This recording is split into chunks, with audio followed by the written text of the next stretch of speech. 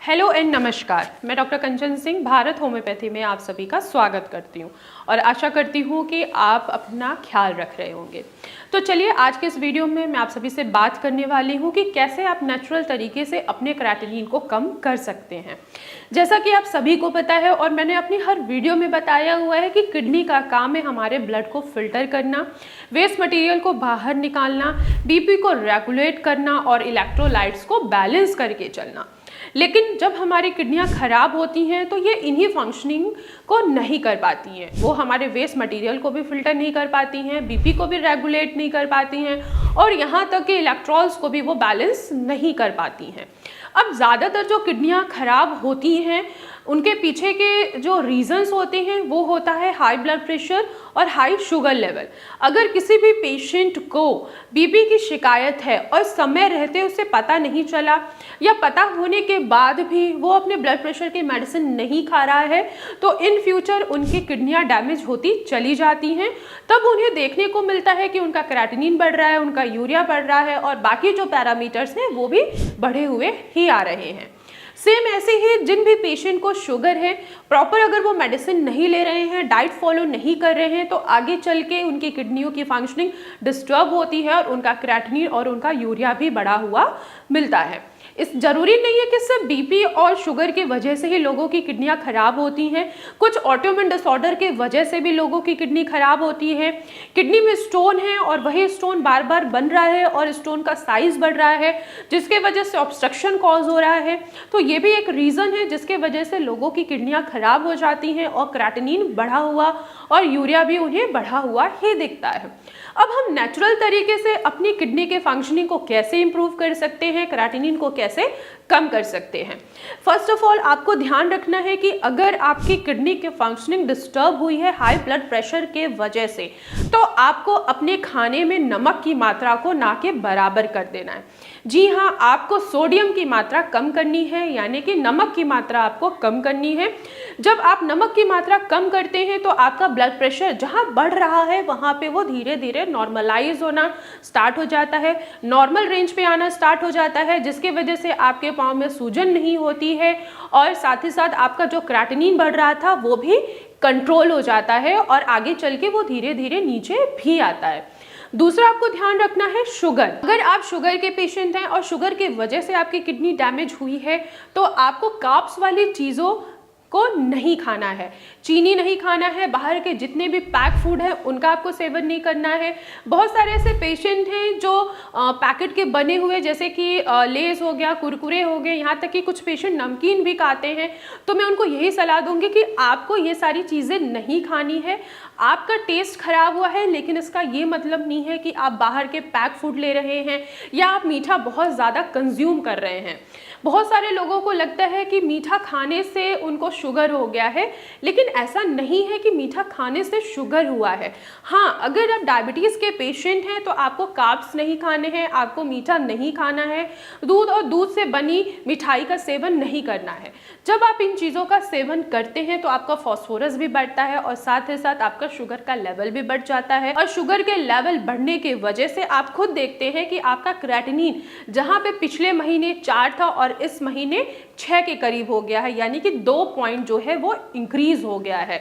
तो इसका मतलब सीधा यही है कि अगर आप बीपी के पेशेंट हैं, शुगर के पेशेंट हैं तो आपको मीठा नहीं खाना है, बीपी के पेशेंट है तो आपको खाने में नमक की मात्रा को नहीं बढ़ानी है, ऊपर से अपने खाने में नमक ऐड ऑन नहीं करना है। तीसरी अगर देखा जाए तो आपको ध्यान ये रखना है कि आपकी डाइट ऐसी होनी चाहिए दिन में एंटीऑक्सीडेंट भरपूर मात्रा में हो, आपके वो बीपी को कंट्रोल करे, आपके शुगर को कंट्रोल करे। तो आपको ऐसी सब्जियों का सेवन करना है जिनमें पोटेशियम की मात्रा ना के बराबर हो, आपका ब्लड प्रेशर कंट्रोल हो सके। तो ऐसे कंडीशन में आप सफ़ेद पेठे का सेवन कर सकते हैं। ये आपके ब्लड प्रेशर को कंट्रोल करता है और इनमें लो पोटेशियम होता है जो आपके बीपी को मैनेज करता है और साथ ही साथ आपके क्रिएटिनिन को कम करने में भी आपकी मदद करते हैं। इसके साथ ही साथ आप लौकी खा सकते हैं, घिया खा सकते हैं, तोरी खा सकते हैं और टिंडे का भी आप आसानी से सेवन कर सकते हैं। ध्यान रखिएगा कि आपको हरे पत्तेदार सब्जियों का सेवन नहीं करना है, क्योंकि हरे पत्तेदार सब्जियों में पोटेशियम होता है जो कि आपके पोटेशियम को इंक्रीज कर सकता है, और जहाँ पे आपका पोटेशियम इंक्रीज हुआ वहाँ पे वो आपके हार्ट पे प्रेशर देता है और हार्ट अटैक आने की संभावना को वो बढ़ा देता है। तो आप घिया खा सकते हैं, लौकी खा सकते हैं, तुरई खा सकते हैं, साथ ही साथ टिंडे का भी आप आसानी से सेवन कर सकते हैं। इनका सेवन करके आप अपने यूरिया को बैलेंस कर सकते हैं और साथ ही साथ अपने क्रिएटिनिन को कम कर सकते हैं। कुछ ऐसे फलों का सेवन करके आप अपने क्रिएटिनिन को आसानी से कम कर सकते हैं, जैसे कि एप्पल। आप एप्पल में एंटीऑक्सीडेंट होता है जो आपके किडनी पे आए हुए प्रेशर को कम करता है और ऑक्सीडेटिव स्ट्रेस को रिमूव करता है और क्रिएटिनिन को कम करने में आपकी मदद करता है। इसके साथ ही साथ आप पपाया का भी सेवन कर सकते हैं। पपाया में एंटीऑक्सीडेंट होता है और ये डाइजेशन के लिए बहुत अच्छा होता है। बहुत सारे ऐसे किडनी के पेशेंट हैं जिनका डाइजेशन क्या होता है, खराब हुआ होता है। इन डाइजेशन की शिकायत उनको रहती है, गैस बनता है जिसकी वजह से उनको बीपी इंक्रीज हो जाता है। तो ऐसे कंडीशन में आप पपाया भी खा सकते हैं। लेकिन ध्यान रखिएगा कि जब आप पपाया खा रहे हैं तो नोटिस ज़रूर कीजिए कि आखिर आपका पोटेशियम कितना है। अगर आपका पोटेशियम नॉर्मल है तो आप पपाया का सेवन कर सकते हैं। अब हम बात करते हैं कुछ घरेलू उपाय के बारे में। घरेलू उपाय के बारे में बात करते हैं कि कैसे आप कुछ घरेलू उपाय को अपनाकर अपने क्रिएटिनिन को कम कर सकते हैं। पहला है हल्दी। आप हल्दी का सेवन करके आसानी से अपने क्रिएटिनिन को कम कर सकते हैं। हल्दी में करक्यूमिन पाया जाता है और साथ ही साथ ये एंटी इन्फ्लेमेटरी प्रॉपर्टीज़ होती है और एंटीऑक्सीडेंट का गुण पाया जाता है जो आपके किडनी पे आए हुए ऑक्सीडेटिव स्ट्रेस को रिमूव करता है, किडनी के फंक्शनिंग को बढ़ाता है और क्रिएटिनिन को कम करने में आपकी मदद करता है।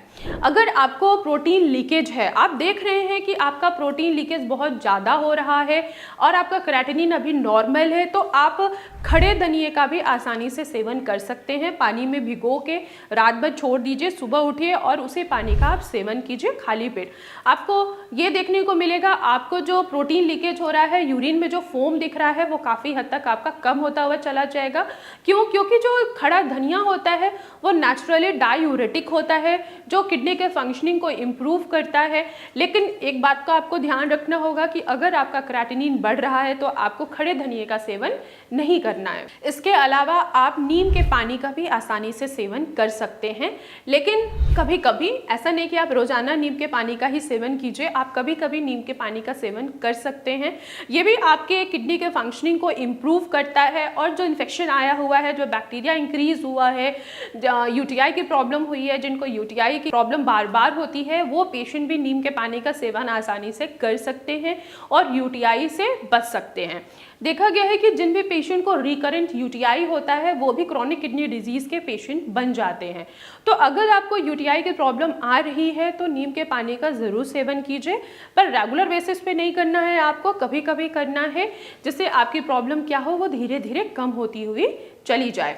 साथ ही साथ अपने बीपी को कंट्रोल कीजिए, शुगर को कंट्रोल कीजिए, मॉर्निंग वॉक ज़रूर कीजिए, योगा करिए, एक्सरसाइज कीजिए, साथ ही साथ मेडिटेशन भी कीजिए, जिससे आपका बीपी, आपका शुगर, ये सारी चीज़ें कंट्रोल में रहें और आपका क्रिएटिनिन धीरे धीरे नॉर्मल होता चला जाए। तो आज की वीडियो में बस इतना ही, फिर मैं मिलूंगी नेक्स्ट वीडियो में। तब तक के लिए धन्यवाद।